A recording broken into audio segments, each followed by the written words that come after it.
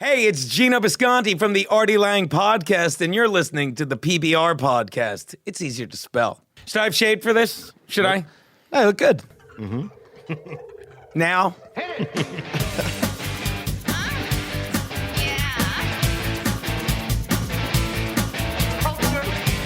Sophisticated podcast, baby. Now tell me something good. Oh, yeah. What's up, everybody? Pizza Bar. Oh, wow. Did you see what I just did there? What's up, everybody? PBR Podcast. Mike Polano, Derek D. And sitting in, Mr. Geno Bisconte. Yeah. Geno. Thank you so much for coming down. All the way from what? buddy. Tom's River? Brooklyn. Brooklyn? Yes. Why do I think Tom's River? Is that where you record the pod? No, that's where we did it a few days during the summer because Artie is still trying to sell his beach house.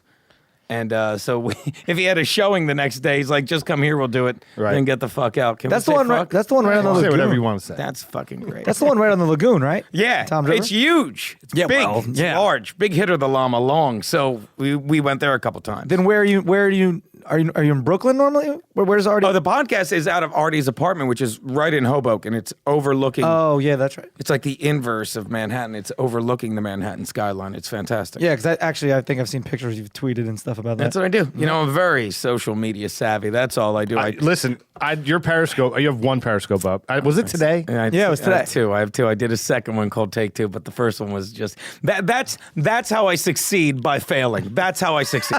I put up the stupid Periscope where it's not facing me, so I have to face it away. And all you see is the dashboard of my orange Chevy Sonic, which we've talked about. That's there. what- yes, we that's have. a sweet little ride. Yeah. Yeah. You know, and you see the little kid kicking and screaming in the trunk, so then I have to turn it again. And then I'm mad. I'm like, no one's. And then you get mad. You're like, because you're looking at the back of your phone. And then I'm like, well, it's not like anyone's listening. It's my first. And there's like 5 comments. I'm like, God damn it, people are looking at me. Yeah. Be a jackass. You made people quit Periscope. I don't know if you looked at the Twitter feed afterwards. One guy said, I am the Mike Bichetti of Periscope.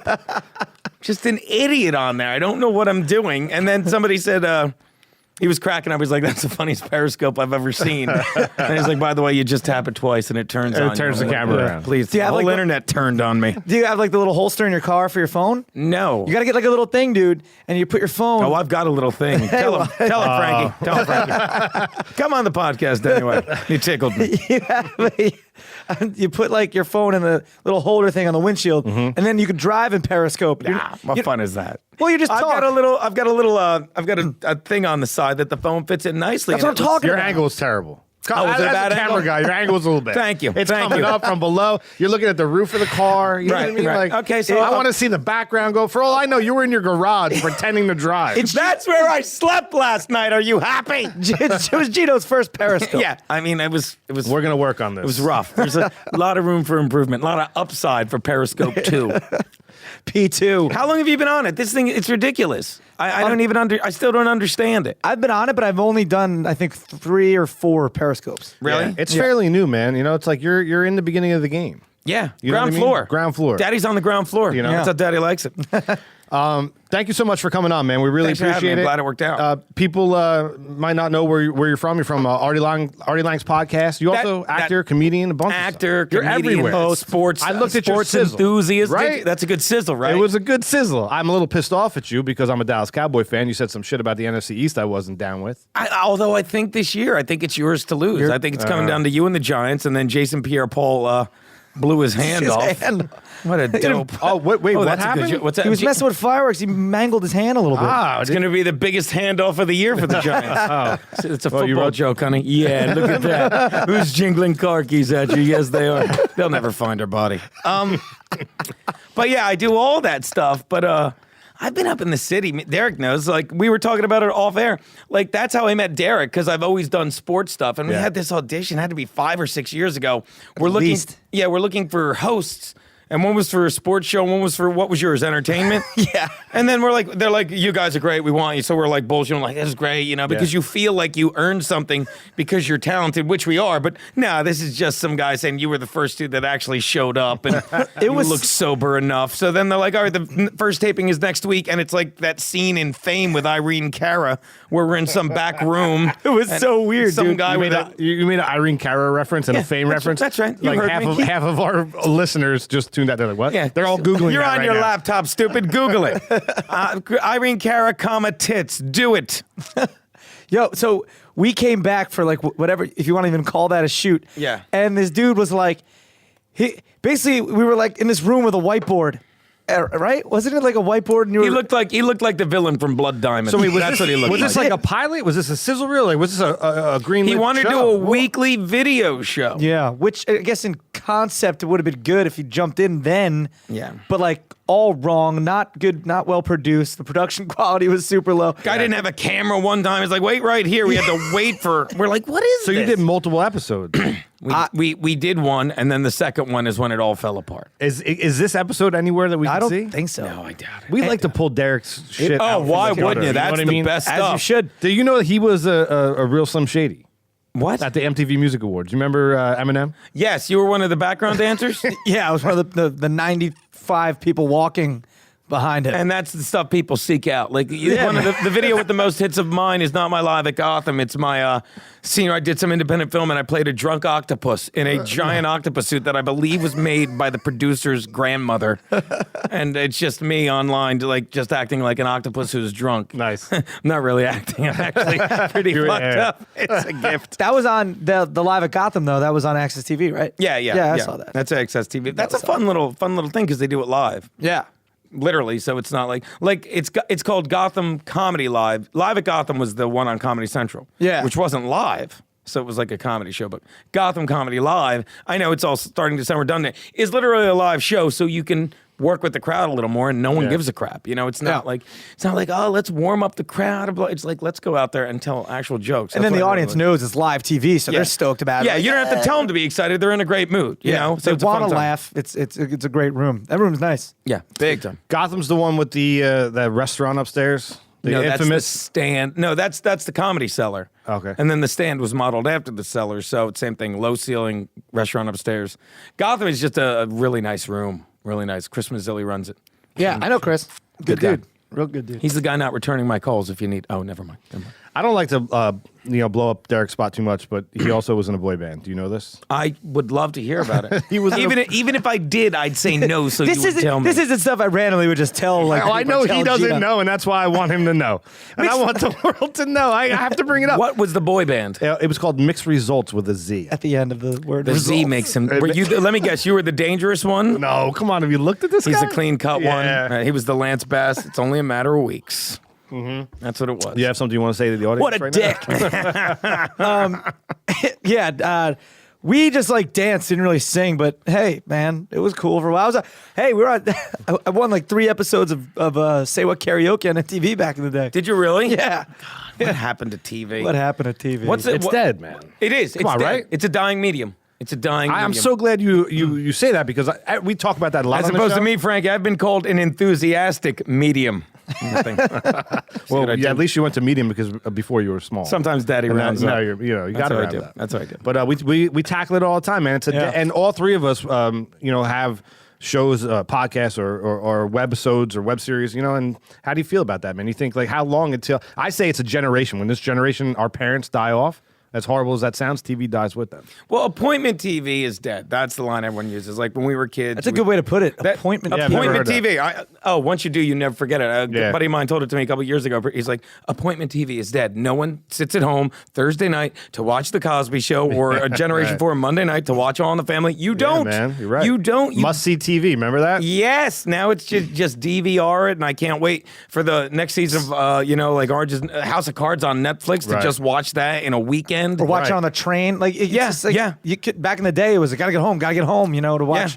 Yeah. And the family would gather around. Now it's the kid's up in his room with his iPad. And now, while there is TV, what's left? It's like shards of it. There's 800 channels instead of now when you say, hey, I have a meeting, I'll tell my friends, like, don't get excited. It's not with like Paramount. Yeah. Not on the lot at NBC. Yeah. I'm going to some building in Midtown. I'm going to pitch to a production company, because all you want is one show that you, like, here's what I always got with my, with my sports show. And this is why, let me say, first of all, very thankful because I started doing these football videos that, that's Geno's and Picks. they're called Geno's Picks. And they started because I love sports and I love stand-up. So I would just talk about football and then I'd pick the games against the spread and whatever the joke went, that's how I'd, make the pick against the spread. But it started as just sports and comedy. And I threw in the gambling aspect. So it would have these 3 different, directions. It's got sports, it's got comedy, which is the pop culture, and it's got gambling. But then everyone looked at it as gambling because they were so damn accurate. I was like 60 to 70% against the spread. He was pretty. He But was really were the good. picks like legit picks, or did you say you made the picks Against based on the spread. on comedy? Against the spread. Like so, and whatever if you the found a joke in something, that's the way you went. Because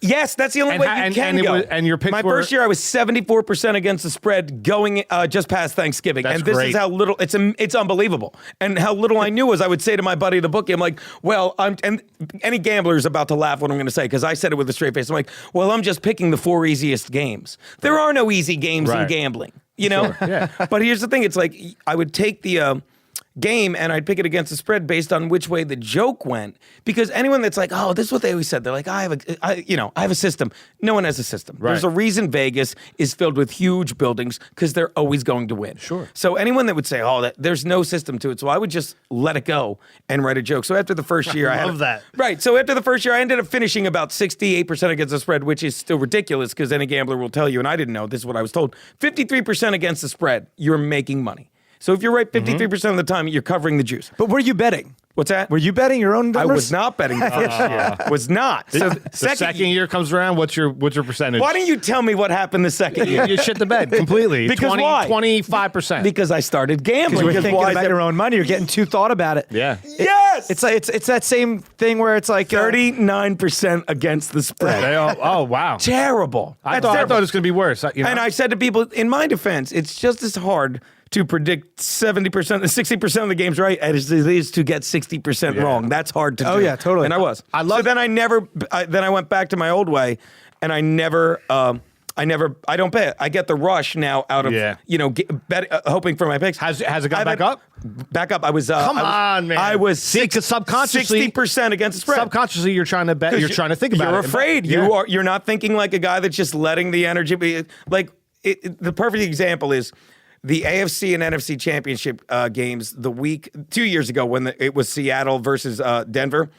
It was Seattle versus San Fran, and it was Denver versus New England, and everyone was on San Fran getting 2.5, and everybody was on New England getting 5. And I went with both favorites. And the perfect line was I said, everyone's looking at Manning versus Brady. But what you've got to realize is even though Brady is 8-4 against Manning, those first 4 wins came when Manning first started. He was on a terrible Colts team. Yeah. And Brady was on the early dynasty Patriots. Take that away. They're 4-4 since. And I said, what you really have to look at is everyone is worried about Peyton Manning because he's had 3 different doctors work on his spine in the past 2 years. I said, but what no one's noticing is that Tom Brady has had one woman completely remove his spine. And then I show a picture of him with Giselle on a bike with their kid. And that's it in a nutshell. So the joke, you're laughing at the Patriots. So you'd say the joke and you're like, there you go. So take Denver and the points. And that's got nothing rooted in logic.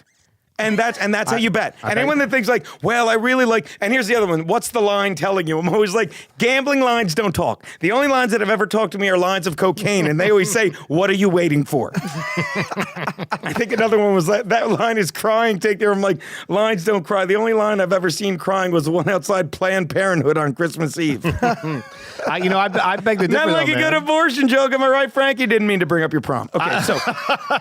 I think that's the most logical thing I've ever heard in a bet. It's the only way to. There's no way to say. I always say like if someone said that goes against what I was thinking, then you've already lost. If you think there's you have a reason to bet other than I like green. One year we bet Oregon to the over every game. This year actually, and they were losing the first 5. Losing, but we'll just keep betting them, and we kept betting them. And then they covered. They covered every game from UCLA through the championship game when they finally lost to Ohio. Yeah. And people are like, I just have a feeling. I'm like, no. They're like, why are you betting? I'm like, because I have been every week. And the second, it's kind of like that. Like I'm gonna pool every year for every football game. We just got to pick wins and losses for every game. Right. No spread, nothing. and I've never won, and I've come close. And a couple times I came close. I was like, you know what? Like my ex-girlfriend at the time was like, just you do the picks. Just do them. Yeah, She's like, well, I like the color of the jersey. It's really true. Yeah, Right? I'm not trying to stereotype, Sure. but that's really, she's like, well, I'm not really a big fan of them. And plus their jerseys are dumb. And like, that's literally what she based it on.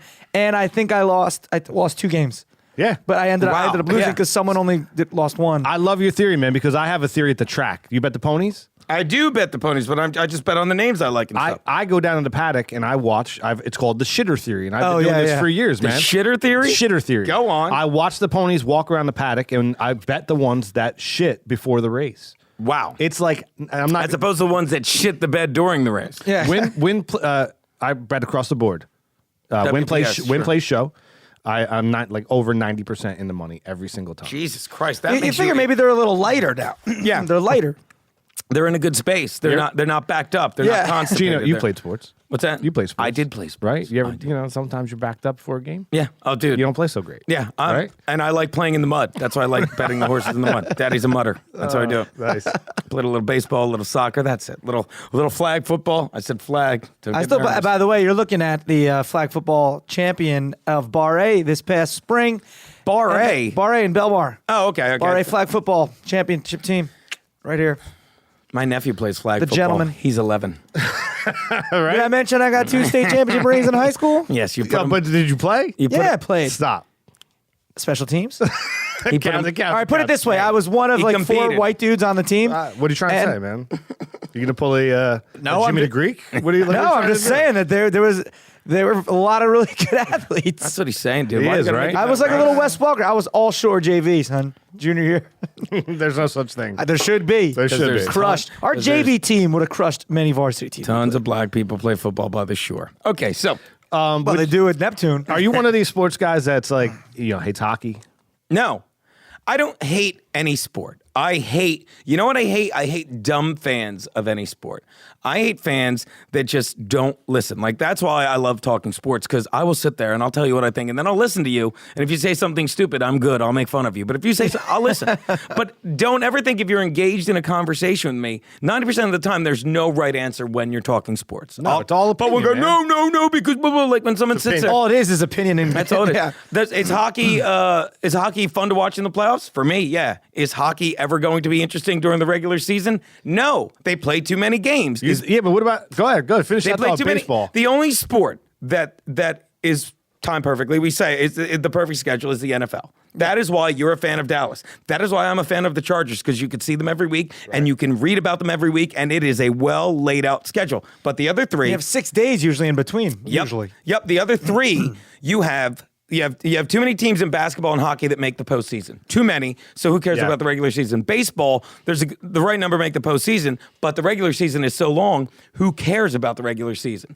But I love watching baseball just because when I was a kid growing up, that's what I watched. Do you That's what I really played. love watching baseball? Yes, and I'll tell you it's why. like watching paint dry. Man, I went to a Blue Claws game last night, and I like fell asleep in the outfield. I Well, left. Blue Claws. I mean, it's fun to go It's there. still Watch there. You're still But there, right? baseball is the only sport left where there's a strategy to it. If you're watching football, let me tell you, my favorite sport to watch is football. I do not want to go to a football game. No, it's a TV sport. Right? It's a TV sport. You want to watch it, and that's why soccer will never catch on, but we'll deal with that later. But baseball is a game where we all go, we get a bunch of tickets, we sit around, we have some beers, and you talk strategy. Basketball happens too quickly. Hockey, I'm sorry that you like it. You'll grow up someday. Hockey's another thing that happens too quickly in real time, but baseball, we'll sit here and watch. We'll watch the Phils-Yankees game, and we'll talk about A-Rod and the steroids, and then we'll see him strike out and be like, you know what? He should have taken that pitch. And then we'll see Ryan Howard come up the next inning, and there's the shift on, and they'll pull him and be like, why doesn't he just bunt to third once and pull them in? But then he'll get on base, and we'll say like, all right, so now this guy, do you pitch around him? Do you pinch run? And there's what's the word I'm looking for that we seem to be getting? A fucking intelligence to the game that people are losing because they want instant gratification and they want a periscope and they want to see Yeah. this and I don't get it. And this Gino, guy's you're so angry cute. about it. You're mad, because man. the whole fabric of society is falling Collapsed. apart because people don't realize how fun it used to be to actually talk to people and Yeah. think and Isn't just that amazing? engage It's amazing. in a conversation. Oh yeah, It's true. Totally. The generation below us cannot. They don't know how to function in a setting like this. But the thing that gets me are just dumb fans that think they're always right and don't realize Geno Smith is going to suck again. Yeah. And they sit there saying Johnny Manziel wasn't given a chance. I said Who was it? Colin Kaepernick. I said the second he pulled, and this is me being an angry Charger fan, second he got caught in a Miami Dolphins helmet. And look, you're a rookie. You make a mistake. But you remember this 2-3 years ago, he's out partying and he's wearing a Miami Dolphins helmet. Yeah. Excuse me, cap, because it matches his outfit. I get it. You're young. You want to look cool, whatever. But when you get caught, that is a wake-up call. You're an NFL QB. For the 49ers, and PTI said it, would you, if you're Joe Montana, if you're Steve Young, would you ever get caught in anything but a Niners? Okay. Zero And if chance. you did, you'd say, I'm sorry, my bad. He goes online, he holds up the hat on his Twitter, and it's just him holding the hat with the face, is this what you all upset about? I do what I want. I grind for my team. And right there I said, he's done. Because how are you going to get better in the NFL? Yeah. If You're you not can't- even humble with something that's so simple not as even that. that. If you can't be taught, if you're never wrong, then how can you learn anything? If you're never wrong, I said this, Yeah. how can you learn anything? And I'm trying to think what he did in the Super Bowl. I'm trying to think what he did on the last play, the last drive. He threw 3 times to Michael Crabtree. Right. Now I'm trying to think a year, and they lost that, right? They lost. Yes, they lost. yes, They they lost. lost. Okay. And now I'm trying to think. He definitely learned his lesson because a year later they were playing the Seahawks championship game. After he threw a ridiculous pick at the 30 to give away. I'm trying to think on the biggest play of the game, what he did. Oh, wait. He threw the exact same play to Michael Crabtree in the right corner of the end zone where 3 Seahawks are camped out and they basically played volleyball. Yeah. And then he walked off the field and you know what he said in the conference? You know, he said, I don't remember now. No, why would you? Because who cares? But my brother's a Seahawks fan and I'm a Colin Kaepernick hater. He goes, well, I think on the play before, if coach doesn't call a timeout, Frank Gore runs it in. You know why they called a timeout? Because Colin Kaepernick didn't realize there was 1 second left on the play clock. Oh, He's yeah. not paying attention. But again, he doesn't need to do that because you can't tell him anything. Yeah, he's on his grind. He's grinding. He's grinding for his team. Grinding for his Meanwhile, Russell Wilson, a guy who's got a lot less physical ability, but really smart, really classy, plays for his team. What's his record against Colin Kaepernick? Oh yeah, 6-1. Do you understand that? Do you understand? It just Right, shows there's a directly difference. related. smart players win football, and Period. football's the best sport. And watch me come #full circle. It's a metaphor for like life. You compete, and sports football is that thing. And if you are intelligent and you can talk intelligently, you can get away with doing 30 Holocaust jokes. Like it could never happen again. Not with these gas prices. And I can't return my Diary of Anne Frank to the library because the pages are stuck together. Right? I can't. That's terrible. It's actually, now watch this. Watch, and you walked right into it, Mike. You know why you're laughing? Because you're intelligent, Derek. And as the Buddha says, you seek joy. Now here's your gift, Mike, for being fucking lazy. You have the visual of me jerking off into a great piece of literature. Okay. Good. Take it with you forever. That's what you deserve. And now watch me make you feel great about yourself and you worse, Mike. You know why the pages are actually stuck together, Frankie? From my tears. Because I cry when I'm done jerking off. Now, listen. But that's what we do. We get Geno lazy. is on rapid fire. It's Rapid fire. Let me switch gears just for 1 second. I want to get back to what we were talking to. Why don't we switch him to funny or entertaining? You were talking. We just were talking about like the generation behind us, man. And The how blacks. Oh, no, no, once we behind started. us, Oh, behind us. oh, We're not, oh. come on, the Confederate flag is going to go away. Yeah. Let me ask you this question because Bo Burnham. Bo Burnham. Are you familiar with this? Comedian, right? Yeah. Familiar Yeah, but with I this don't- I'm comedy? that YouTube dude. Not in ages. I know the name. I know he's a comedian, but I'll be honest. I don't. What about Well, him? he's young, man, and like I think he's a generation behind us, the Periscope generation, if you will. You know, I'm in it, dude. and his I Periscope twice You a day. did, dude. And his but not masturbating, which was thankful for everybody. Yeah. Nobody wants to see that. Sometimes I'll just slam the book on the ground on the subway and scream, "What is taking the Germans so long?" She's in the attic, Colonel Klink. Page 206. This could have been a short story. Knock, knock. It's Hitler at the end. I get it. Okay, Bo Burnham. We won. I'm just wondering if you as a comedian, like how you view the comedy of the kids coming up today. I don't. Is it different? Like, doesn't a lot of your comedy, like what you're doing right now, man, doesn't this come from human interaction? You build that up from when you're a kid, from your uncles, your aunts, your parents sitting Yes. around the table. Yes. You're a paisan like we are. Like, I Yes. know what your holiday dinners look like. Yes. And it looks like this. Yes. What you're doing right now. Yes. The kids aren't doing that, man. Their faces are in the phone. So what is how's that going to attribute to their comedy? I don't- And I love how your shirt has a hole for your thumb. Yeah. You got to show everybody. Sometimes that. Daddy What the feels hell pretty. is that? I did the Legion of Skanks podcast once and wore one of these. It's this Lululemon shirt, but it's so, I'm not going to lie to you, it's so comfy. I didn't mean to blow you up. Sometimes Daddy will feel pretty, throw on his Lulu shorts. Neighbor will come pull me off myself. I don't know what goes on with, right? I don't know. Here's the thing. And this is the best I can answer it. When people always say, when I was a kid growing up, I couldn't wait to go get the Richard Pryor album. Yeah. I couldn't wait to go get the Bill Cosby album. Let me tell you something. When I was a kid growing up, I never listened to a comedy album in my life. I mean, I grew up in a Norman Rockwell painting. I had great parents, but I had parents, and people always say, "Are your parents funny? Were your parents funny?" You don't know. And this is the thing, getting back to my recurring theme, the deterioration of American family. If you wake up every day and your dad punches your mother in the face, you think that's normal. You think that's just what you know. If you wake up every day like I do, like I did, it was me, it was four of us, and me and my brother, year apart, still best friends. You think that's normal. And it wasn't anything other than we were just never taught to take ourselves seriously. And too many people do. Too many people think they matter. Too many people, and I'm not getting on a religious thing here, and I'm not saying you should have to believe in God, but we get it. You hate Jews. We've established that. I love Jews. They run this media. I really do. I get away with it because I really do like everyone. And when it sees me, knows like I'm thrilled to hang out with anyone, anything, anytime. But people don't seem to get that, it's like, well, they take themselves too seriously. And I don't want to, so when I started doing comedy, it wasn't because I'm like, oh, I need to get on stage. I've just always been enthusiastic, always been outgoing, you know? And a girlfriend at the time, they'll never find her body. A girlfriend at the time. That's like your callback. Yeah, I know. She signed me up for an open mic, and I did it, and I crushed, but I wasn't funny. I was in front of 200 people in Wilmington, Delaware that I knew, but I thought it was funny because I don't know anything, so I'm doing the dumbest jokes, and everyone's laughing, and I think I'm hilarious. So a month later, I go and do stand-up in Philly, where I don't know anyone, not just reality check, but I'm so cocky. Yeah. I bring 6 friends because I'm going to kill, and I die, eat my ass. Yeah. And my friends couldn't stop making fun of me and vice versa.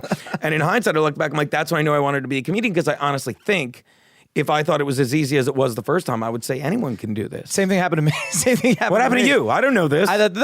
Same type of thing. I had my first gig was actually at Caroline's, but it was for it was a comedy class. If I did it at Caroline's, I was in Philly, I would have been humiliated. I would have moved. I would have left the country. Yeah, but this was like a ton of family and friends. I'm paying you there. props. I'm saying that's impressive. I would have been terrified. And a ton of family and friends there, and I kill, and I'm like, got this. Yeah. This is.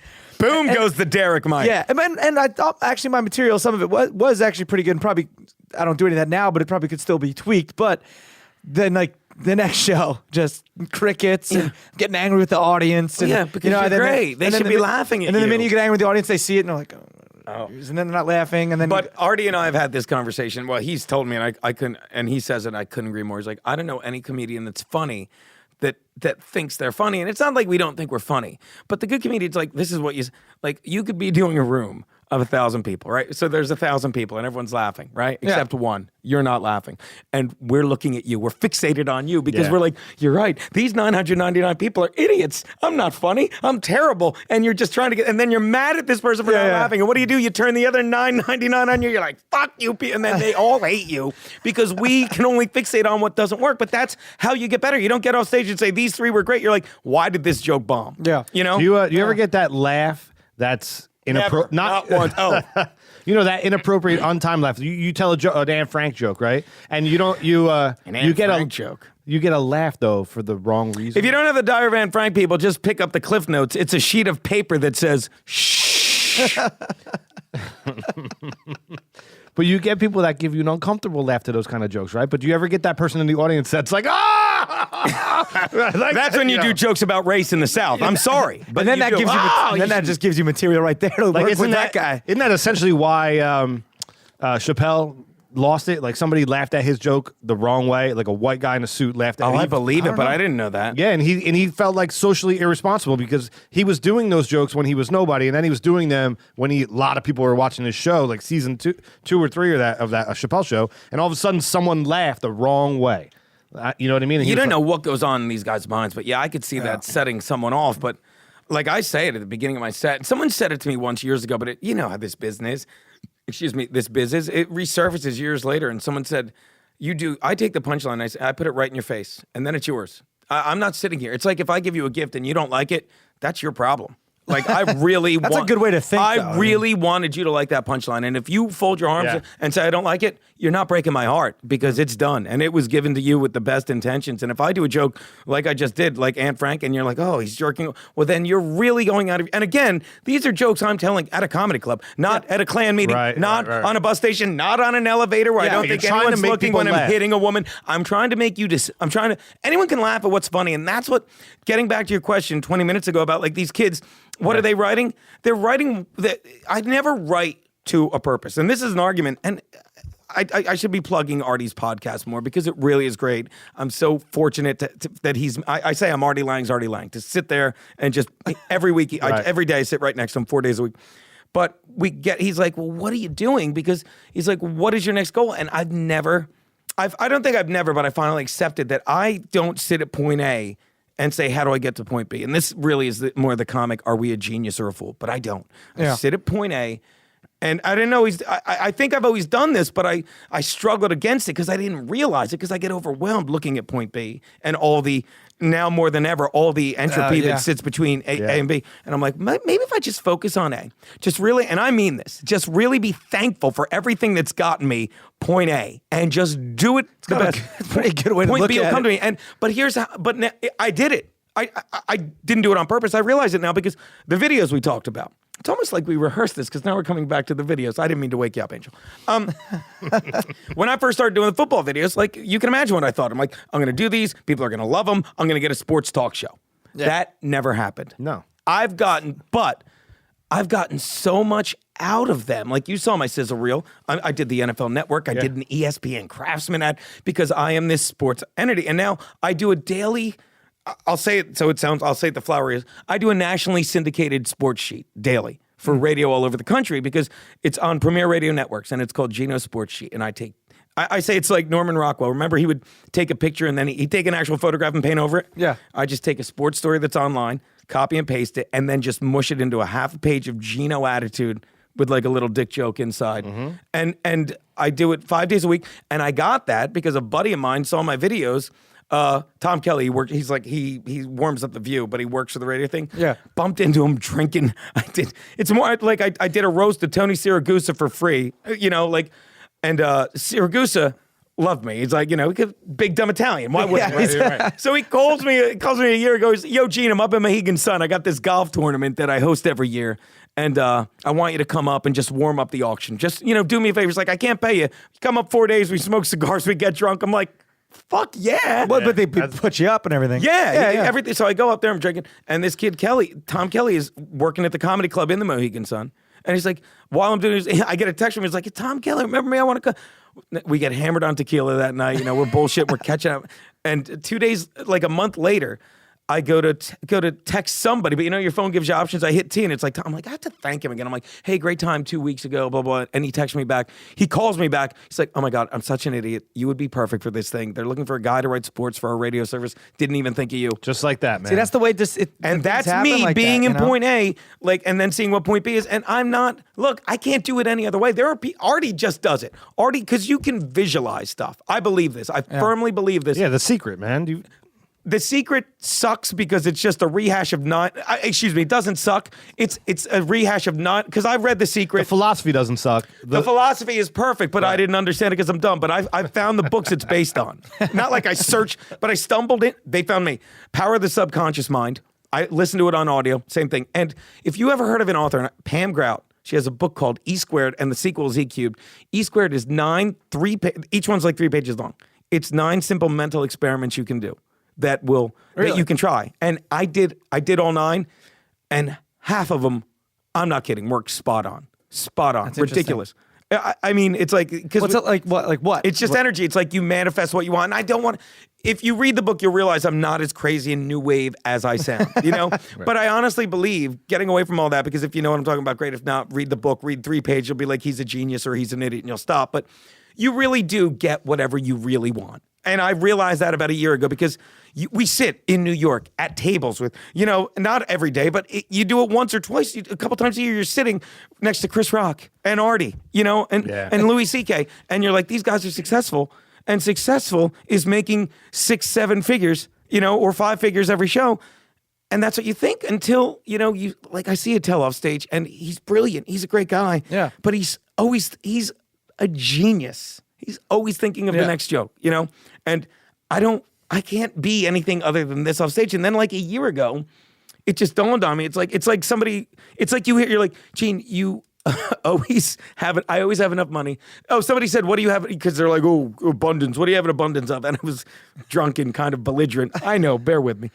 And I said, you know what? I have an abundance of enough. I always have enough money. I always have enough time. Thank God I always have enough health and energy to do whatever I want. And once that hit me, it's like, why am I worried about having a lot of money? When I always do it, whatever I do, I always have enough money. One time, about 2 months ago, a buddy of mine, this guy, JP, he's like, yeah, you wouldn't do well with a lot of money, Gene. I can't see you sitting around with brokers and not just being like, spend it on Coke right now. Jeez.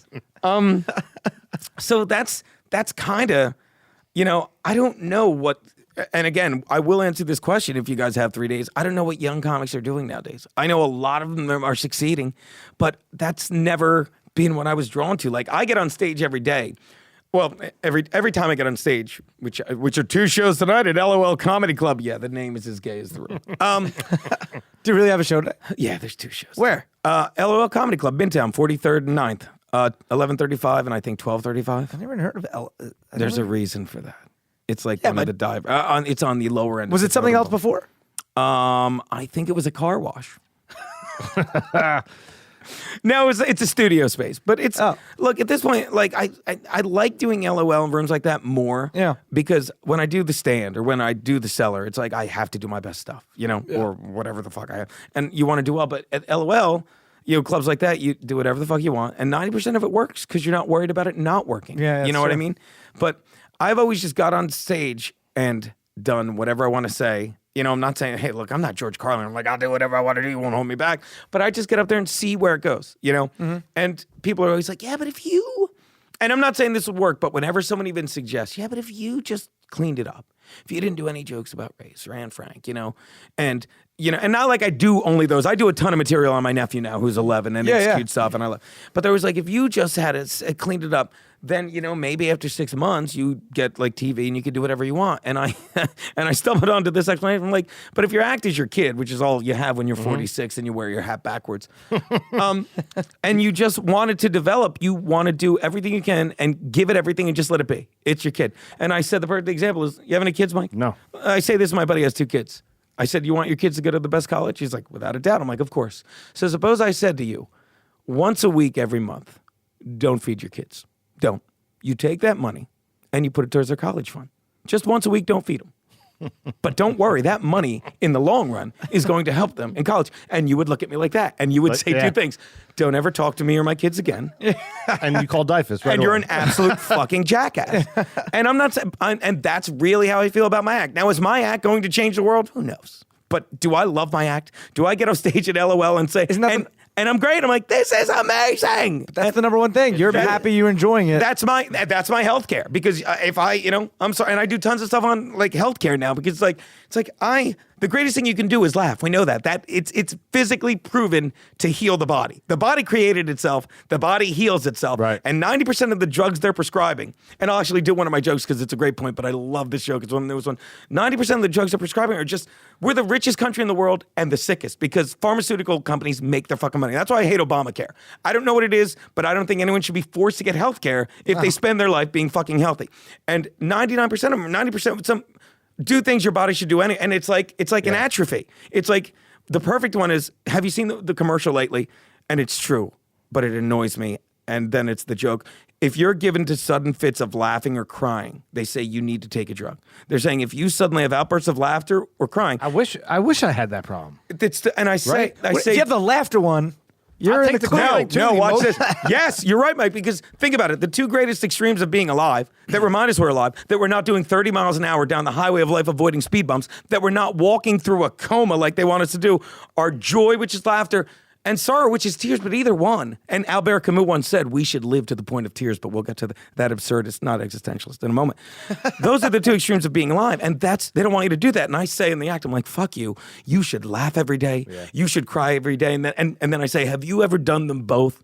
at the same time. What a scramble that is. That happened to my girlfriend the other day. We're having sex and I farted, and in the middle of crying, she started laughing. But Nice. but that's like this is the stuff I just do on stage and see where it goes. But that's me living in point A and seeing what point B shows up. But that's also very appreciated because there's so many comics now, like, and not to go on, we've talked about this Please, before. I'm done talking. But there's so many comics now that are say, like, look at what Seinfeld took a stand and they were College. like, they're like, we're not going to do colleges anymore because, like, oh, you can't do any black jokes, you can't do this, you can't do fat jokes, you can't do this. It's like comedy is comedy. Like, it's comedy. Right, you It's shouldn't be meant to offended laugh. if you're paying to go laugh. We're right? breeding people, for lack of a better word. That's what we're doing at colleges. We're teaching them to be offended. We're teaching them to give words power and not use their brains. And another thing too, In a way. not to get crazy, but like the people throw around the word racism way too easy nowadays. Yeah, man. Way too easy, and it's just so aggravating. Because I remember growing up. I don't know if it was you. If it was you that was saying, like, growing up in the '90s. I don't remember people like. I don't remember it being so like people being worried about. It seems like now all of a sudden it's ebb and flow, man. It's ebb and flow because late 60s, early 70s, there were crazy riots everywhere. Then the 80s, it was kind of subsided and things And got 90, cool. like me growing up, I 90s never had. There was never like I went to an all black school, and I felt more, as comfortable as anyone would feel. Like I just. Yeah.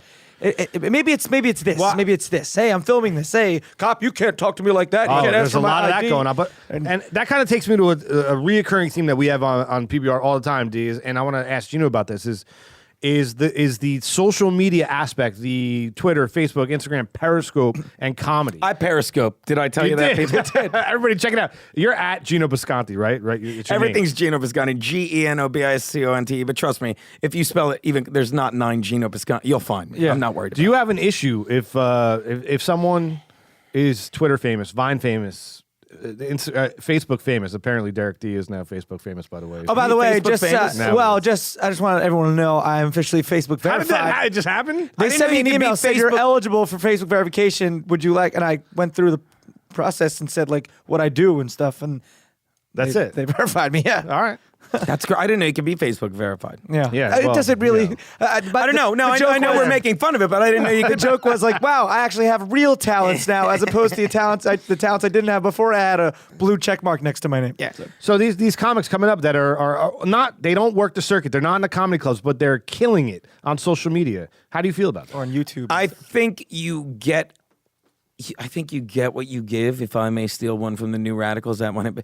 It's a perfect example, and this is how I answer every question. I stall with a story, and then I stumble into what I mean. But I had he wasn't even my friend. I'm sorry, he was a douche that moved up here, and he was a friend of mine. He was a good friend of mine, had a guy that moved up here from Arizona, and he's a comedian. He never did comedy once. He was all over Twitter. He would write tweets, and people think that's comedy now, and God bless Comedy Central for coming out with At Midnight, because that gives these man. people a voice. But you will never see someone sitting at the desk, with I almost said Leno or Letterman, with Fallon or Kimmel saying, well, I started on Twitter and I was so funny on Twitter. You don't think? I don't think. You don't think you'll see that? don't Well, think. a straight up You stand-up tell me comic. right now, a straight stand-up comic that doesn't have a desire for that doesn't have a need, that doesn't have an illness for immediate feedback, that doesn't genuinely live off the energy you get when a joke fucking crushes and when a joke misses, and you sit there with your friends trying to make it better because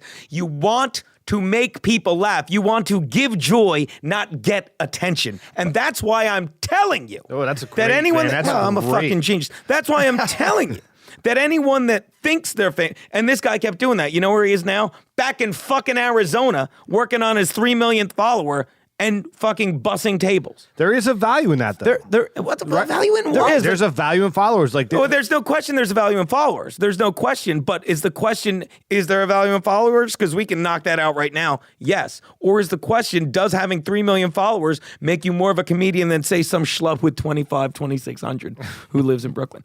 No, it doesn't. Because he would always say, like, you got to do this to get to it. Like, perfect example. You'll love this. He goes, you got to start tweeting on At Midnight. I said, you know where I am? At midnight in the city, doing shows at midnight. I'm doing comedy, working on my craft at midnight. I'm not on a couch at midnight. How come someone like you, though, you're on Artie Lange's podcast, you have all kinds of stuff. How come you have 2,500 Twitter followers. Is that because you don't subscribe to it or you don't take care in it? I'm not good at social media. There's no question about it. I'm not good at there. That's And do you think it matters? Do you like social media without a doubt matters? Like you talk to people who are successful, like Attell and Artie, and they're always saying Comedy Central wants you to tweet. They want you to do this. Like Attell has a guy do his Twitter for him. Might even be a girl. I don't know, because you need to have the Twitter going. I've never done Twitter like that. I've done Twitter like just a giant text message with people. You know, now that I'm. God, excuse me. Now that I'm on Artie and I get a lot more people, you know, like tweeting, half of them, most of them love you, but that's another problem with Twitter. People suddenly think they matter. On behalf of everyone who's done something with their life, who has thrown away 15 to 20 years of their life doing stand-up because they want to make a difference, they want to make people laugh, and they've earned the right to say something on stage or on a podcast. You who have a Twitter account that actually sat there and took 5 minutes off of porn or your Pinterest or whatever the fuck you did. It's true, to man. make a Twitter account to tell me I'm not funny or you don't get my Aunt Frank joke. You don't fucking matter. Do something with your life that matters. Yeah. You don't matter. Oh, I have a voice. No, you don't. You have an internet password. And a connection. Okay? And thank you for subscribing to this and finding me so I can tell you to suck my internet dick because you don't matter. I'm out there trying to make a point. Oh, when he does a Holocaust joke, what? I want 1944 to happen again? No, you're a fucking moron. And the anonymity. The most tragic event in human history, you could argue, is the Holocaust. And if you're smart, and if you take away the adjectives, you'll realize all it was humans letting humans kill other humans. Oh my God, suddenly we're all at fault. Yes. So I put that in your face rather than tell you about my latest gig on Guy Code where I texted my girlfriend and my balls itched. Kill yourself. You don't matter. You have to want to say something. You have to want to make a difference. And if you think making a difference is having more followers than me on Twitter, then that's your difference. But what do you get the next day? What do you get? Right. Do followers matter? Yes. Do the people with all those followers matter? No. Usually not. I like it. Usually I like not. where you go with it. Yeah. You were just on Guy Code? Never. Oh, sorry. I thought Don't get me wrong.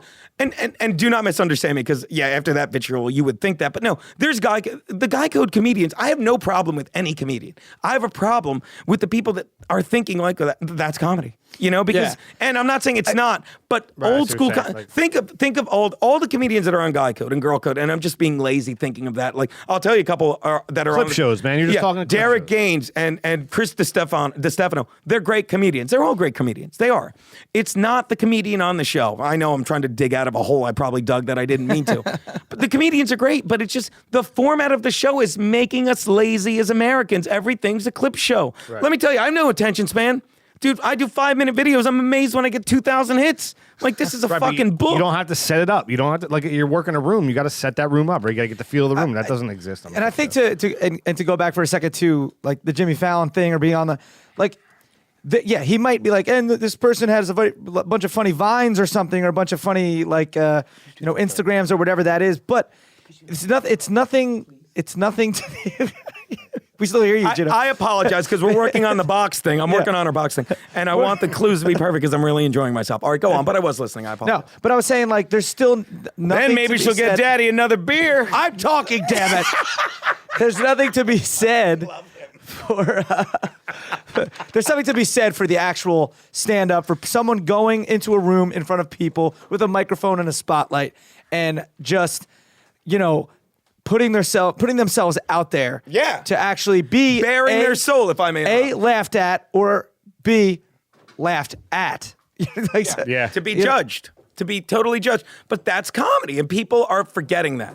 And you don't get that unless you go to these clubs. And that's the thing. And I'm not mad at these. Thank you so much. I'm not mad at these, like, internet, the internet comedians or the people on, Vine and all that stuff. It's just like, know where you're at in the space. Know, and don't be like, because I don't even do stand up enough to put me on even a level of Geno or a lot of comedians I know. I do it when I get booked. What? I said a very low level in my case. But no, I wouldn't consider that. But I love my act, But I mean, that's where I'm at with it. If you're a stand-up comedian, you stand up in front of people. That's it. People seem to forget that. People seem to think. That's a good point, man. But it's all relative. Like, this is what I talk about with the Artie podcast, which I cannot stress enough. Like, people should listen to it. And they're like, well, it's $7 a month. And you can look at it one of two ways. relative to what's on the internet, that's a ridiculous amount of money because everything's free. You look at Marin, great. Burr, great. Corolla, great podcast. Free. But they're once a week and they have sponsors. Now, Artie has no sponsors. Artie doesn't. And he's 4 days a week. And he charges $6.95, say $7. Do the math. 28 shows, 40 cents an episode, which is nothing. 40 cents a day, or if you do it over the course of a month, 25 cents a day. That's nothing. If you look at it relative to what you're getting, it's absolutely a steal, okay? And you can get a free month now, seriously, if you go to artiequitter.com, ARTIE673 coupon code, ARTIE673 coupon code. You know how that works. They take your credit card information, free the first month, and then when you're involved, you don't think enough to cancel it, and we start charging you. But I'm serious. If I told you 40 cents a day for this, that's nothing. But we are, and I'm not blaming anyone because I agree. You're trained to think like, well, $7, why am I paying for anything? Because Artie says whatever he wants. We say whatever we want. And I don't mean like, oh, we're rebels who say whatever we want, but I'm just explaining why.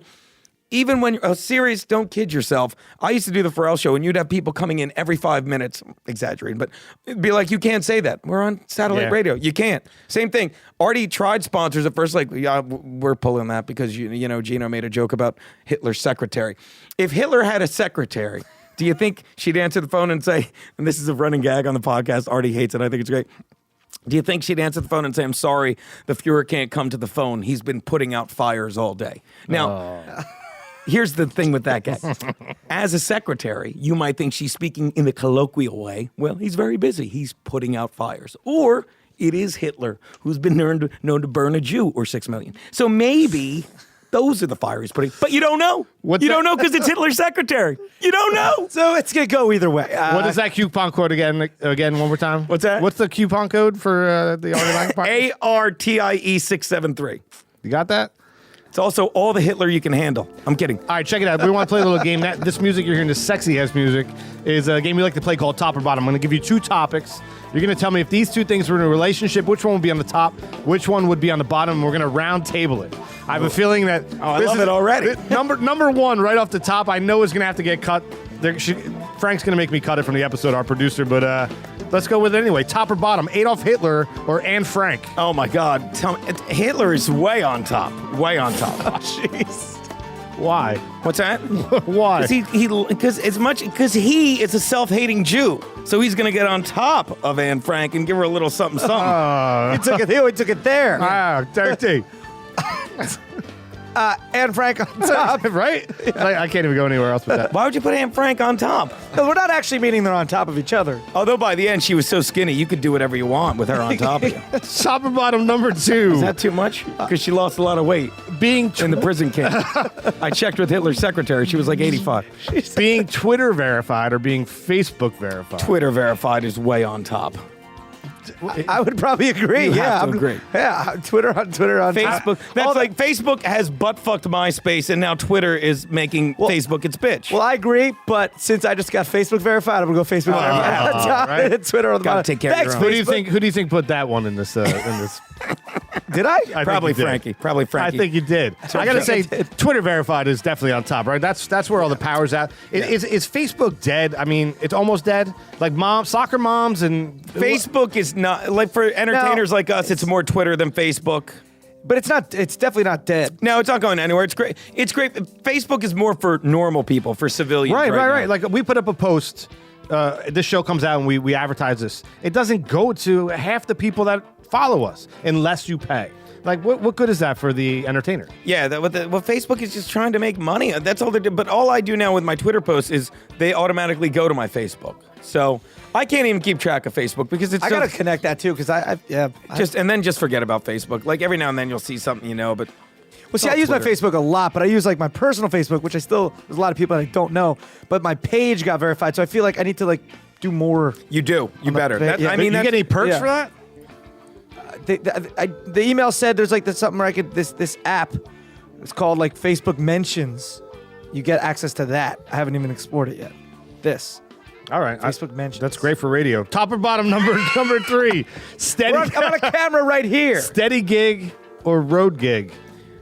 Steady gig, I would say right now. Steady gig for gig's a vague term, but steady gig When you get older, it's steady gig. When you get younger, road gig. You know, for me, 46 hat backwards, full head air. But steady gig. But steady gig could be Kids? No kids. steady gig could be anything. Could be hosting a show, a stand-up gig at a casino. Forever. I said gig matters, but if you want to be, but generally speaking, as comedians, who are we kidding? Steady gig is like Wednesday night room or my sports writing sheet gig. That's great. Yeah. But when you're younger, dude, road gig. I'm a traveling comedian. Yeah. I mean, steady gig on top, definitely, because, it gives you the opportunity or it gives you the means to do those road gigs as you want. Things come up and you want to jump on it, you can, because you have that steady gig. Or things come up and you don't have to jump on them, which is great. Right. Like Anne Frank in Hitler's case. Steady. Oh, shit. Derek's like, why do I hang out with him? He's a dick. No. Steady gig on top. But you're right, road gigs are fun. Oh, when we were younger, oh my God. Top or bottom, the entertainment industry now or the entertainment industry 15 years ago? Without a doubt, it's got to be 15 years ago. Yeah. It was easier to do. It was more. Was it? I think it had more clout. Like look at the state of late night TV. You had Carson and Letterman back then. Look at sitcoms. Look at All in the Family. Could you imagine if All in the Family was on today? The shit they said. Yeah. I mean, it was just, and it gets. I'll even take it a step deeper and say, You had family time around the TV. You do not have that now. Entertainment 15 years ago, way on top. You're a when I was your age kind of guy, I am becoming right? that, dude. I am. The more I hang out with my one brother and my niece and nephew, it's like I thank God every day that I was raised the way I was. I do. I'm not saying other people have better or worse, but I just wake up every day. I'm like, this is great. My nephew's like 11. No matter what I do. We're comics. We wake up, we're like, what am I doing? No matter what I do, my nephew's like, oh no, Uncle Geno, you're pretty much the coolest guy that's ever lived. What'd you do last night, Uncle Geno? I slept in my car. That's amazing. I just think there's nothing better than like that. Like the entertainment, like I used to sit and watch Columbo with my dad. Columbo. Right. And whatever, if you look at my Twitter feed right now, somebody heard that and that's my Twitter image. It's me photoshopped on Columbo. Because I'd watch it with my dad and he'd catch me in ridiculous ways. And I was just turned 13 or 14 and I would say, Dad, there's no way Columbo catches him. He'd be like, shut the fuck up, turn this stupid show off. But he knew I loved that. Yeah. Do you think the entertainment now has opened the door for more talent to be recognized, or do you think it flooded the market with talentless hacks? I think it's a little of both. I think talent is a much broader image, right? A much broader definition of what you need to. You have 800 channels on TV now. You need reality stars. That's a thing. You need, TV. You need tons of writers for TV. You could be a writer for a reality show, and you could be damn fucking good at it. God bless you. You deserve every penny. But people would look at you 15 years ago and like, a reality what? You're writing for telling people how to live their life? No. So, there's a lot more talent that's needed. Thank God that the industry has expanded so much. But, it's like pitching. It's like pitching in the major leagues. It's like pitching. Remember, you back when there was only 26 teams? You had more, it was harder to, you didn't hit as many home runs. You didn't have as much average. Then you water it down with all these guys. Well, you need all this extra talent. Yeah. But you've lowered the gene pool. Yeah. Per se. The Geno pool. I used to write an article for a Delaware magazine called The Geno pool. It was pictures and dick jokes. That sounds good. It was a gift. No, I definitely think of 15 years ago on top. Because think about it, how'd you see comedians or watch stand-up comedy 15, 20 years ago with the family around the TV, or you just watched HBO specials. You either went and saw it live, you either saw it on TV. That's it. Didn't really, or DVD. You bought a DVD, or you bought or a CD, a tape, VHS. But I don't know. I think it was more pure back then, and maybe even we're going more than 15 years ago. But now, what you just said was really accurate. You said you were like, it's a little bit. Every now and then I hit. You know what I mean? Broken clock. It's like I took shitter theory. Like watered down. I went right before this episode. So you're nice and light. On fire. Yeah. So that's where I'm at. Yeah, and it's even what we talked about. Like the kids couldn't wait to rush out and get the Cosby album or the prior album, and you got that album, you got that vinyl. It's not like I just downloaded Cosby's album. That's great, but it's not the same rush. It's not the same visceral. Oh my God. Or like a cassette tape, like the Jerky Boys, or like the Adam Sandler tape. Boys, I mean, I did like that. I'd be like, oh man, me and my cousins would just all listen to it, just crack. Like, he's all gonna laugh at you. I used to buy albums and I'd sit there or CDs really, and when I got home, I would play them. and I would read the inserts and look at the pictures, man. Yeah, it doesn't exist Billy Joel, anymore, 52nd Street. That's the first album I ever bought. You know, I was sitting there on the thing with the sneakers and the lyrics on the back. Oh, and going to what you were saying, Geno, about family. Like my mom is the you reason don't have to tell me about your mom. Whoa! Well, she's dead, man. Thanks for that. No, I'm kidding. She's not dead. She'll be so mad when she hears this thing. But she's the reason I have a love for, why I work in the industry, because she used to, like, when HBO came out in the VCR, she would tape everything that came on and she would catalog it. And to this day in the basement, it's cataloged. And if you have a book, she has a book. And she was the reason I fell in love with the media. Oh, wow. God bless your mother, because you know how I started? My dad would DVR The Simpsons. And when my brother would come to visit me at University of Delaware, he'd bring all the DVR. Tape. I said DVR. That's a fuck. He would tape them on a VHS cassette DVR, and he would take them to me. And my brother would be like, "Pop recorded these for you," and it's just that's great. awesome. It's my great. roommate in college graduated a year before me, Captain Scurvy, and he handed me a bunch of VHSs, with his handwriting on it. He's like, "Take this." Every episode of Seinfeld. And I was like, oh, this is the greatest thing in the world, And now it's like, Hulu. It's on Hulu. Every it's on episode. Hulu. I'll watch it right here. Yeah, exactly. With all that being said, I believe that the entertainment industry now is better. Why? That's great. Why? Because there's more. More content? There's more shit, man. Look what we're doing right now. Right, this. We're part of the entertainment industry. Like cats, I cats think this just won the argument for 15 years ago. Oh, like you hypocrites. Well, you're right. But I There's get just more. No, there's just more. And you're right, and there's more it's real option. time. It's you can anytime, any place, anywhere. Yeah, you're right. That's a great point. There's just more shit, and if I want to watch Carlin, I could just pull them up. it's I could great. pull them up. So, top or bottom, product placement or subscription? Wow, I'm just gonna say subscription. I like subscription because I don't think enough people subscribe to the Artie Lange podcast at artiequitter.com. Use coupon code ARTIE673. I would say subscription. I mean, You just did product placement, though. that's I mean, not to hit you with that one, but you nailed it. But I think I would say subscription because it's nice to have a little stability in my life to be like, all right, well, here's something that I'm planning on doing every week or every month. Yeah. And it just makes me feel like I'm more grounded, I would think. yeah. Jake. Oh, man. I think subscription because you could be more real. You could be. I mean, product. Why do you think us not having paid subscription holds you back in any way? Like you're saying anything different? You know what I mean? that's a tough Like one. Gianni's Pizzeria, right? That's our sponsor. They're on our website. Yeah. That's product placement. We eat their pizza. We show the box behind me on the camera.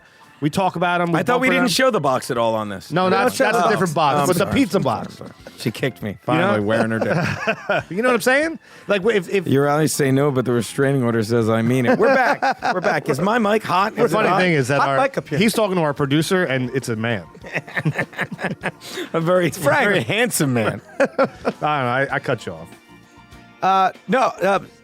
You were saying, is it easier? Is it No, like you can do anything you want now. What would subscription based make it any different? No, I guess you're right. I'm saying at a big scale. On a big Like scale, TV versus cable. If right. I mean, if your sponsor is Poland Spring and you're like, I hate hydration, and they're like, you can't say that, but that's a dumb example. I don't know. I thought it was. I followed it. And that must make it dumb if I. Yeah, I get it totally. Oh, that's a terrible. So I don't know. I guess a subscription on top. I'll put product placement on top because that's what we do. Like even DVRs, man. People go through. I have no the problem with commercials. product placement, though. I mean, I have to do it on FLD too as well. Yeah, so. if you're not putting it in the episode, nobody's watching. No I sponsors. agree. I agree with that. Last one, top or bottom. Geno's picks or the Artie Lange podcast. Hi-yo. Right now, the Artie Lange podcast is by far on top because it allows me to enjoy doing Geno's picks more. And That goes right back to what we said, man. And road gig versus steady without a gig. doubt, and trust me, if you're following me, then I'll be talking about my picks on the Artie Lange podcast. But I mean, Geno's picks are just they're one of the. It really helps me understand how lucky I am to do what I do because I did them for no other reason than I really like doing them. And every year, never got paid. Good. And it's like the universe. It's like we said with the universe. The universe finally cracked and said, "Look, you're going to keep doing this, aren't you? You won't. No matter how many times you get shot down. Look you up. Yeah, we're going to start letting you get paid for it." And I got the sports thing for getting drunk with Tony Siragusa, and that's why they're my pet baby. They're the best. But it's definitely artiequitter.com because the big reason I got artiequitter.com is part of the point A that was Geno's picks that got me to point B that's Artie Quitter, without a doubt. I like the whole point A, point B thing. Really I mean, that's why you do things, right? It really is. Yeah, seriously. You know what I mean? Fastlane Daily brings you to Pizza Beer Revolution, which Pizza Beer Revolution may bring you to, whatever. It brought you me, buddy. We're hanging out again. That's true. Yeah. I want to do Fastlane Daily again. Even if I just show up and be your Ed McMahon and laugh at everything. I love that. Level D Nights doesn't exist anymore. That's a whole other story. We'll talk about that later. Let's. I'm going to say I Artie brought Lange, that show. I got that show canceled, didn't I? No, you were great on it. That wasn't the reason. I enjoyed it. I put Artie Lange's podcast on top. Thank you. Let's talk about that a little bit, man. When did that start for you? Celebrated our 100th episode Friday. Today was our 101st And you started episode. with him from the get, right? No, I did not. Joe Matarese and Chris Cotton started with him. Oh, yeah. But Matarese stopped doing it because it became too much for him because he lives in Westchester, and it just became too much for him to keep driving down. And like Artie can't pay anyone right now. I probably shouldn't even say that, but I don't mean it in a bad way. It's like, because it's just getting started, but anyone would be an idiot not to sit alongside, to be the sidekick of Howard Stern's sidekick is nuts, but he couldn't do it anymore. And people are like, you took a seat. I'm like, let me point something out to you people, okay? And not you people. I know you don't have minorities listening to the podcast, but I mean, you people that complain. He shouldn't be doing it because this is a guy that's a great comedian, and he's one of the few comedians that actually loves his wife and kids. So he didn't like leaving them and paying $50 a day to be exhausted driving through New York. So Artie, after about 40 episodes, is like, well, I'll just get Geno on because I used to always do his TV show, you know? And after a couple appearances, 2 weeks, he's like, I want you on every day. I want you on every day. Sit right here, do what you do. I'm like, okay. How great. Yeah. One of the greatest compliments I've ever gotten in the business. One of the greatest guys and one of the nicest guys in the biz. Whether you're paid or not, you'd be stupid to say no to that. And You'd that's what have I to said. take that. I could headline any room in the country. I could not fill a single room in the country. That's just a fact because no one knows who I am yet. But this is helping me get my name out there, all while still working on my act, all while still being able to do the picks, be able to do the sports sheet. I do a Friday podcast every day, the Geno's Picks podcast, and it's just like they call it Free Fridays now because Artie's Monday through Thursday, and then I just give the listeners something on Friday, which is just me. But it's on the same channel. Oh no, mine's just free. Mine is just it's at genospicks.com. And okay. Again, GENOSPICKS. Just go there, and it's great. And my philosophy has always been saying no to nothing because you never know where it's going to lead, man. And you definitely don't say no to Artie Lange. No, and you don't say no to anything you want to do. I love doing it. I have more fun on there than I'm laughing every day. It is arguably, it's the best daily podcast on the internet. And I'm only saying that because there's probably some out there, but I don't know any daily podcasts. Tell me some podcasts that are on the internet every day, not every week. Yeah. Every day that aren't. Don't get me wrong. That aren't like ESPN rehashes. Yeah, it's tough. That's not a show. Tell me something that's on the internet every day that isn't a show that's just recorded off ESPN or some other channel where they're like, all right, we'll upload it as a podcast. Yeah, nobody. It's tough. I mean, we launched. Sure, there's some, but none that leap to mind. No. And none that I listen to that are in my queue, not one. And we're twice a week, and that's that's tough to do. I'm sure Artie has a tech team. He always opens up by saying, welcome to we've crunched the numbers, it's the most unsuccessul podcast in internet history. I'm like, did you carry the 6? The most unsuccessful podcast. Yeah, but here's the thing. Artie Lange's also he's also he's huge. He's on Jimmy Fallon. He's been on the Tonight Show already twice. He's touring all the time. He's touring all the time. We're doing the Montreal Comedy Festival at the end of the month. We're taking the podcast up there. Well, he's taking us up there with the podcast because he's hosting a couple shows. You say you're part of the team. I know, but he's hosting the Dirty Show, and they're like, we want you to do a podcast, and Artie is so fucking loyal. It's so. He's like, well, you got to bring up my people. It's like, we don't have money for you. He's like, I'm not doing the podcast alone. He said exactly what you said, Derek. He's like, it's my podcast. It's not me. It's my podcast. So if you want me to do the podcast, then you got to get my guys up there. And they're like, okay. Does he have video for his pod? No, we don't video it. Do you think that makes a difference? People love. I got to be honest with you, man. We launched an episode today with Milana of VineTube. VineTrib. What is that now? She's the AT&T girl, Lily. Those commercials. She's in those Other AT&T Space. commercials? Oh no, but VineTrib. What is that? That's her last name is Russian. No, Oh, the chick that does the AT&T girl? Yeah, welcome to the conversation. Holy shit. But I thought when you say VineTrib, I thought. Oh, you thought it was like a new I thought it was like an app like Vine. I have a speech impediment. No, 60% of everything I say is no wrong. marble mouth. All I'm saying is that's her right there. Yeah, I know she is. She's hilarious. So she was in here today. She was here. She week. launched today. We had her last week. Launched where? The episode launched today. What episode? Oh, Jesus Christ. Vine Trib? Yeah. Now he's fucking with you. Yeah, I know what he's doing. I don't know what Vine Trib is. That's her last name. Got it. Most of the people that, like, you know, She's single? yes, man. Is And she? yes. She is, well, I don't know, because I would have maybe You want, let's, for this, no, for she this- wouldn't do you. put an angle She wouldn't on. do you. Oh, this guy, every time we have a girl in the pocket, is not- this is hashtag thinks you liked it. This is not me being is it? cocky. You're too hot. You're too clean cut. Me, it would just be like one train wreck. She'd like getting back at her father and screaming. And after we got done, she'd call him up saying, "Why didn't you hug me more?" That's what she wants. Oh, okay. Quick in and out. You're a whole thing. She'd be crazy to lose you. You're like wholesome. Mom will like you. You're your own worst enemy. Okay, right? I guess so. I don't know. Trust me, I know women. Most of the people, most of the listeners were all about the video, man. They love the fact Yeah. we're one of the only podcasts I think that puts up both an audio and video content. I think it's good. That's So good. when you Nick. have Well, someone, I'm sure it's great. This is an amazing setup. I mean, I think we could Periscope a little if we wanted to, but I just, it's Artie's call, you know, and I think Artie is so old school. He's so entertainment 15 years ago. It's his radio show, but Yeah. he's doing it via podcast. Yeah. He's doing it by his own rules that once again, this is what, and look, we're not on there saying twat that often, but it's uncensored. We say whatever we say want, whatever we do, we and we want. expect you to be intelligent enough that if we make a joke about race or religion, we're not saying, oh my God, we should get rid of all these people. We're saying, isn't it fun to laugh at people that live alongside us?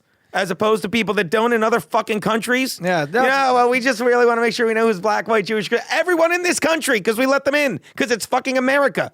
Go to China if you want to go somewhere where you don't have to worry about something that doesn't look exactly like you. Oh, we got to be careful. There might be some Jews in the room. There should be. It's America. don't you think at this point, man, like Howard Stern, for example, I don't know if that's a touchy subject or whatever, but No. why is someone like that not doing a podcast subscription based and just keeping it at all like Stern? Yeah, how much, you know. From what I've heard, and I've done everything involved with the Howard Stern channels except Meet Howard Stern. I've never been on a show. Like I've done, I did all the other shows. I did Miserable Man. I did Pharrell. Like I've worked with Shuley. I've worked with Sal and all those people. I did a roast of Robin at the Frost. But this is just me based on what I've heard. I mean, he says he has a problem with podcasts. He bashes he does. them He bashes them, but because why? He does kind of bash them, yeah. Because he's old school. And he is the guy. And this is not me giving you some newsflash. He's the guy. He was the last one through the door on radio. I heard that phrase. Like Seinfeld was the last one through the door on TV that made all the money. Because he should be able. People that bitch and say he's not the same on Sirius. He should be able to go on Sirius for 3 hours a day and clip his toenails for what he did for the medium of radio, yeah. for the ground, for the path he's broken. And he did all that. And he made radio this amazing thing. And now you want him to go do podcasts? No, this is his world. This is his domain he created, and while it crumbles around him, because, and not through anything he did, just because he's not leaving it. He made it. Do a podcast. Fuck you. I'm not going to go to what's taking away from the very thing I built because people are lazy. Until the money runs out. Yeah, well, His money ain't running out. Thank you. Not his money, but the money in radio, you know? And when it runs out, it'll all be running to him. He'll be sitting there with the basket at the bottom of the thing. All right, you're Well, out of that's my money, point. radio. That's my You're out point. of money, radio. Daddy's True or leaving. false? When he leaves satellite radio goes away forever. Wow. I don't know, but I would be leaning towards true. I wouldn't say it goes away forever, but like I'd probably cancel my subscription if You absolutely would. Yeah. Because you can get anything on your phone on a podcast for free. Yeah. Why pay for that and have to put up with the headache of running shit through That your is car? my day now because I live in East Harlem now. And I just wake up. I friggin' have all the podcasts from ESPN downloaded. I listen to like the Thundering Herd. Love the Thundering Herd. Listen to that or Mike and Mike replay. By the time those are over, I'm in Hoboken, Yeah. And It that's flies it. right by. Flies right by. On the way back, I'll listen. Dude, my one buddy, this guy, Vilmos, he does a podcast called The Spew. And, comics, we just hate ourselves. No matter what we say, we're like, you stink. He just, somehow it started out with him, and then he'd say something like, yeah, that was stupid. And it's suddenly he's two voices. He's not crazy, but it's called The Spew, and it's just him hating on himself. And there's times where he'll say something wrong. He'll try and pronounce a word. It happened once, but it was he tried to pronounce a word 3 different times and kept saying it wrong. And I swear, the other voice just said the word, you mean perspicacity? It was like, I know it wasn't the word, but it was something like that. And it's like, he's not, I hope he's listening. He's not smart enough to do something like that. It's literally, he split his brain in two. And it's just a comic hating on him. It's just a comic hating on himself, but it's brilliant. Like I listen to that a lot, but that's what you do. You listen to podcasts because you get tired of music. You know, it's just. They play the same shit over and over again, right? TV, there's only 5 shows on TV right now. They're just played on a constant loop. I don't even know how someone could listen to like before Howard goes on in the morning and I'm driving a train, I'll put on like Z100 and just for like that Z Morning Zoo or whatever, and like it's like 5 minutes of them talking, then boom, commercials for 7 minutes. Yep. 5 minutes of talk, boom. It's like ugh, it's the worst. How many? Because they need all that sponsor just to keep it alive. How many areas is radio still a viable thing?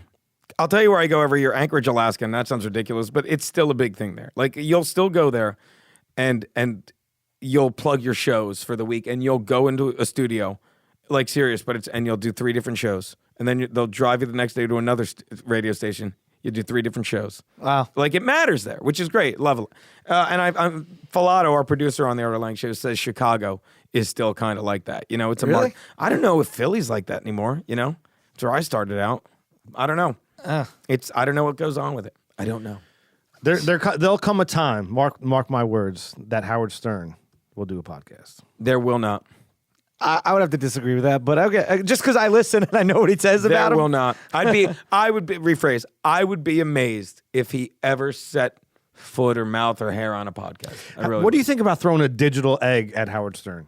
What is that? We like to throw, when you were a kid, you ever throw eggs at people? Yes. Okay, we like to throw digital eggs at people, so we give out their Twitter handle, and then we hashtag eggs, and all of our listeners throw digital eggs at them, pictures of eggs, whatever. Like mainly at me, actually. Well, we do it to Derek a lot. If we did it to we don't want to do it to Howard Stern. Not on my episode. Why don't we throw him at Geno? No, throw him at me. I'll take the followers. All right. But actually, it's actually not a bad thing. It's more like giving love. Yeah, like they'll draw like a face and a smile on an egg and send it to me or Mike or whatever. They can egg me. I'd love that. At Geno Bisconte. At Geno Bisconte. Hashtag eggs, and let's make it good. Yeah. GenoBisconte.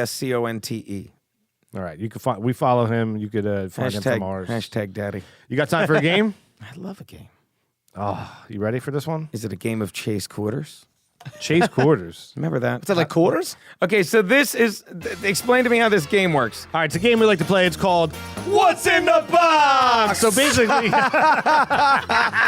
God, no! What's in the box? Yeah, exactly. Me and my buddy Dan used to do a Exactly. trivia show. And he would. It's just the dumbest, but I love it. It's so cheesy. terrible. You see my. You just made my so week. happy. Oh, God, no! What's in the box? Oh, God! Oh, God! You got to YouTube that, man. Just watch the shit people have done to that scene. Are you kidding? Oh, what? Come on, you haven't done it? They do remixes. I'm a megalomaniac who thought I was the first person ever to think of that. And the more I hear about it, I'm like, no, that's just a brilliant. God, no. So usually one of us puts an item in a box, and we're going to give out hints or a clue to what's in the box. We round table it. This time, our producer, Frank, asked you, Geno, to bring something that's going to be in a box, and Derek and I are going to have to figure it out, right? Yeah. So basically, you're going to start out by giving us one hint. We'll ask you questions, more hints, and that's how the game goes. Okay, so and the game's called What's in the Box? God! We're going to write down. So I'm Kevin cheating. Spacey. You are Kevin Spacey. Well, you're the UPS driver in this. Now, these are the questions. Now, you are a professional, Frankie, so you know this is the proper order to tease it out. Okay. Can I have a card? Because I want to be able to write down my answer because Derek likes to cheat. How do I cheat? Yeah, you're a cheater. I'm never a cheater. And then I do the description last. Wouldn't the description be first? No. Right, yeah. No. That's going to give it away. Don't give it away. Okay. Well, it's like two. I don't know if Frank told you this. Actually, it's not. You're right. I apologize. Whoever gets it right gets to keep what's in the box. Did he That's tell you fantastic. That's fantastic. He's like, And then I explain why I put it in the box, right? It's like it's my car keys. I've spent hours explaining to women why I've put it in the box. Well, you fell asleep. Well, you got in the back of the van. Well, we're talking now. All right, here's the description. It can make you feel lucky. Yep. Oh, yep. And it's hard and round. It can make you feel lucky. You feel lucky, and it's hard and round. It's Derek hard D. First guess or question. Well, yeah, we're not guessing yet. First question. My fault. First question. Can it fit in the palm of your hand? Yes. It can fit in the palm of your hand. Is it made of wood? No. Okay. Number 2. First clue.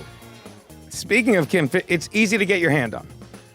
These are all producer-approved hints. Because I didn't want them be too hard. Didn't want them to be too easy. Easy to get your hand on. Easy to get your hand on. Is it?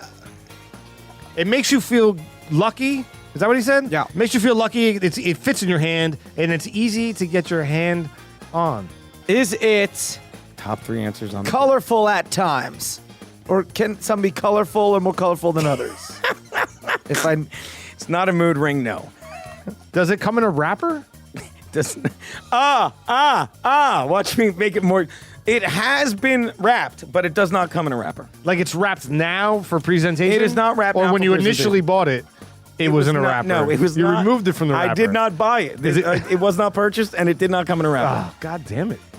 All right, next clue. I think this is what we call the deal breaker, Vanna. Already? How many do you have? You have 2 left? Yeah, you got 2 left. All right. Abe Lincoln made it famous. This is the one I wrote. Abe Lincoln made it famous. Viewers at home screaming the answer right now. I think we all know.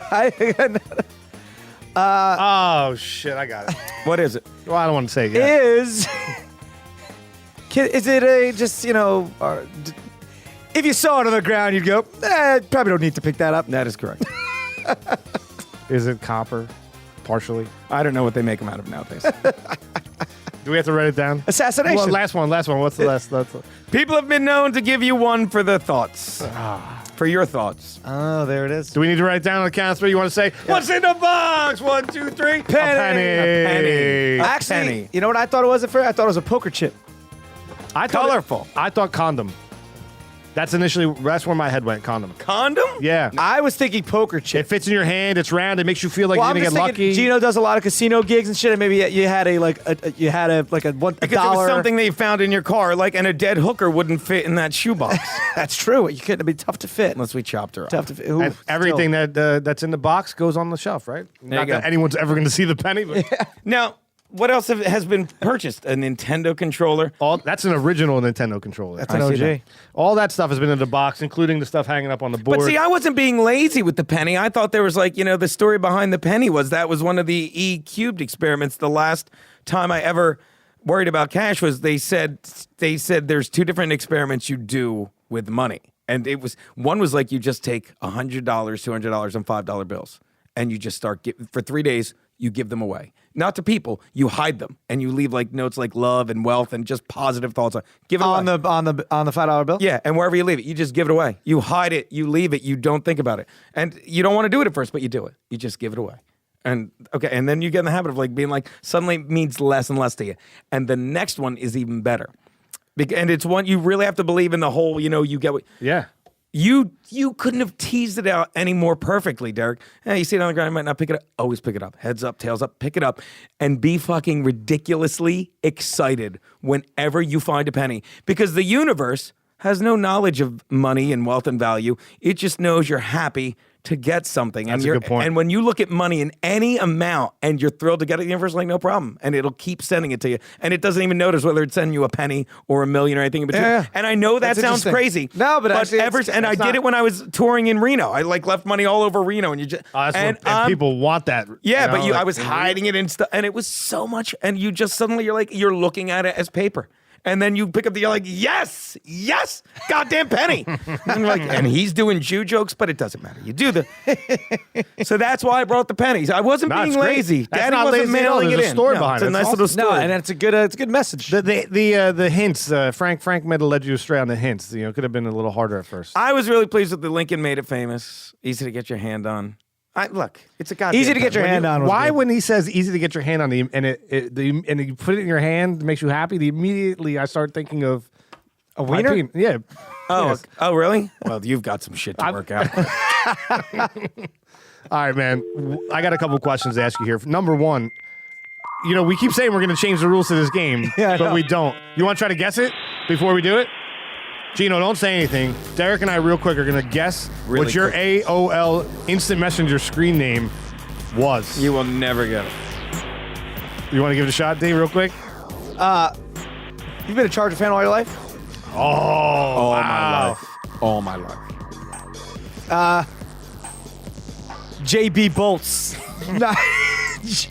GB It is not Bolts. GB Bolts. It's not GB G- although Bolts. I wish I'd thought of that. Sports Guy 21. No, but I like the LaDainian Tomlin reference. No. What was it?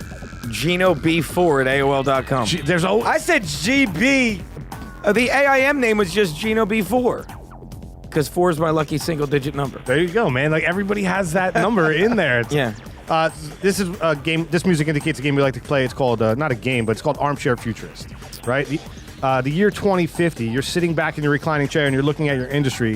What does it look like? But before you answer that question, when's the last time you heard the sound of a modem, and what does that bring back to you? It brings back AOL when I first got online, and I would sit there and download porn, and the pictures would come ever so slow. That's a Get to com- the nipple! Get to the nipple! That's a common That's all I answer. need. Yeah, you yelled that in the car.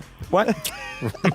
Get to the my nipple! I love that Geno keeps saying that to a dude. Whatever you need to tell yourself, guys. Daddy doesn't care about the fourth wall. What do I think the industry will be? 2050. Even more fragmented. TV will no longer exist, okay? Everything will be As we know it. No. I mean, you will use TV to watch Netflix. You will watch TV to watch Hulu. That's all you, and there will be the next thing. It'll be 3 generations over. I mean, look how quickly we went from MySpace to Facebook to Periscope. I mean, that's it. There's stuff out there that everyone's creating apps now. No one wants to get a job anymore. People want to get paid. People want to create an app and be a millionaire. So there will be people trying to create more apps for streaming, for entertainment, for everything. Yeah, you're right. And that's it. And it will become, what was that movie? WALL-E, where we're just fat people on floating chairs. I mean it. Did you see Black Mirror? No idea what that is. It's a Netflix original, I guess. It's like a Twilight Zone. It's 5-part series based around technology, and it's kind of like I what gotta you're write these saying. things Like down. people they just lived It's like so many. That's another thing. There's so many shows. Can't keep up. in Can't one of keep the up. episodes. People just lived to ride bicycles to generate electricity so people could watch their shows, and then they'd go back to their cubicle. That's a show, or it's... That was an episode of Black Mirror. It's Oh, it's okay. sick and twisted, but so it's a current like Twilight Zone, or, Yeah. or that's kind of neat. yeah. In that movie, Her. Watch She. Phoenix. She. Oh, yeah. Her, she, some bitch. Nah, twat. Some computer chick. I mean, it's it's coming. Is it not? It coming? is. Does it scare you? Sometimes not at all. I'm sitting at point A, seeing what point B is next. I'm enjoying every minute of point A. I've had that more fun, fun on Art? this podcast. I always like hanging out with you, Derek, and now Thank you, you, man. Mike. It's always a good fucking time. And you know what? Thank you so much for coming on. We really appreciate you having. ArtieQuitter.com, ARTIE 673, free month. I had more fun than anyone here. Again, where could they? Thank you. Where could they stalk you on Instagram? Just go to GenoBisconte.com. It's my website. It's got all the links in the upper right. Geno's Picks will be coming back next month. And big test shoot with the Post tomorrow. Send your positive vibes. Might be bringing Geno's Picks to a Post to the Post website. Oh, it'd be awesome, dude. It'd be fun. Derek D. Yeah, if you haven't checked that, if you don't, Geno's Picks is a show on YouTube. And if you're any fan of football or you just like comedy, you need to check this out. Actually, if you're a fan of football and dislike comedy, then Follow Geno on Twitter, though, at Geno Bisconte. PBRpodcast.com. You can find us on the PBR. web. Facebook, Twitter, Instagram. Give us some love. We would love you back. Thank you so much for coming on, man. And good luck. my goddamn pleasure, kids. It's been a blast.